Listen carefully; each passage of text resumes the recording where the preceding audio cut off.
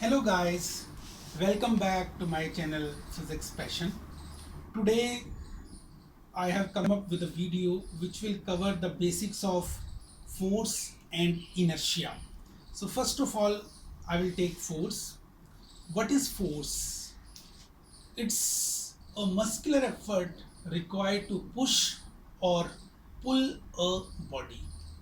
Mean it may be defined as a push or pull which we apply on a body, and what it can do, it may or may not change the position of rest or motion of a body.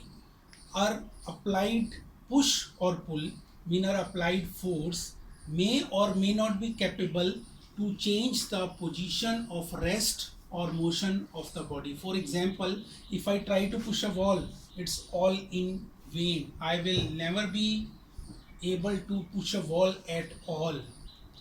But if I try to push a cycle, then I can. So the force in first case, that is not able to change the position of rest of the body, but in the second case it is capable of doing this. In the same way, it may change or may not change the position of motion of the body also. Next, the applied force or applied push or pull may change the direction of motion of a body. It is also capable of changing the direction of motion of the body. For example, if I have a stone tied to a string that is made to move in a circular path by a constant force acting on it along radius, and it is also towards center, we apply a force on the steering of the car to change the direction of the movement of the car. Okay, now the second term is inertia. It is defined as the inherent property of bodies to remain at rest or in uniform motion along a straight line unless acted upon by a force. What does it mean? It means a body at rest will remain at rest. A body in uniform motion along a straight line will remain in uniform motion until it is acted upon by a force to change its position. This inherent property of bodies is called as inertia. Now, it means everybody resists change in its position, and it is just because of this property inertia.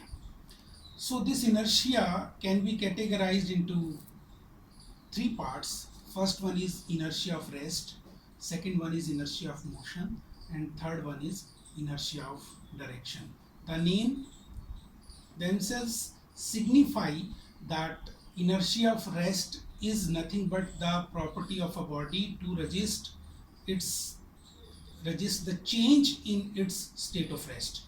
For example, when we see the passengers sitting in a bus, they fall back when bus suddenly set into the motion. It is just because when bus is suddenly set into the motion, the lower part of the body that comes into motion suddenly, but upper part tends to remain at rest due to the inertia of rest.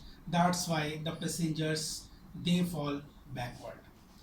Similarly, in case of inertia of motion, passengers move forward when bus suddenly stop.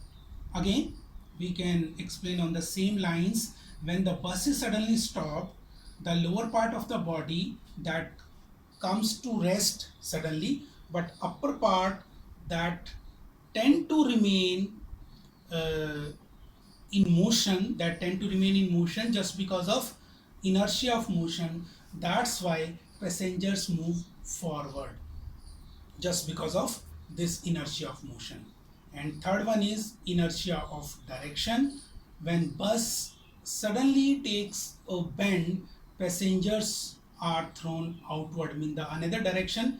This is just because of inertia of direction. So this is this inertia which resists any change in the state of body. This state may be of state of rest, maybe of uniform motion in a straight line, or it may also resist the change in its direction also. I hope this video will be helpful for you people.